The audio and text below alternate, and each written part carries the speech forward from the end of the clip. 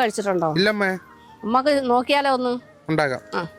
1 cup മൈദ, 1/2 cup അരിപ്പൊടി, 1 spoon ജീരകം, കുറച്ച് തൈര്, കുറച്ച് വെള്ളം ഒഴിച്ച് ഒന്ന് കുഴച്ചെടുക്കാം. കുറച്ച് ഉപ്പൂടി ഇട്ട് കൊടുക്കാം. മാവ് താണ്ട് ഇതേ ഒരു പരുവാവണം. ഇനി ഒരു 20 മിനിറ്റ് അടച്ചു വെക്കണം. മാവ് റെഡി ആകുമ്പോഴത്തേനും നമുക്ക് ചമ്മന്തി ശരിയാക്കാം. പൊട്ടുകടല, ഒരു കഷ്ണം ഇഞ്ചി, മല്ലിയില, ഉപ്പ്, ശകലം ജീരകം. ഇനി ഒന്ന് അരച്ചെടുക്കാം. അത് ശകലം വെള്ളം ഒഴിച്ച് അരച്ചെടുക്കാം.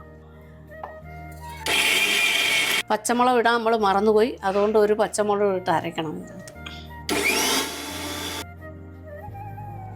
ചമ്മന്തിക്ക് കടുക് വറുത്തൊഴി.